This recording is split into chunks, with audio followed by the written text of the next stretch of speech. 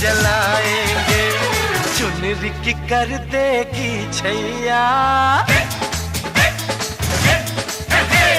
चुनरी की कर देगी छैया, आएगी बन के पुरवैया।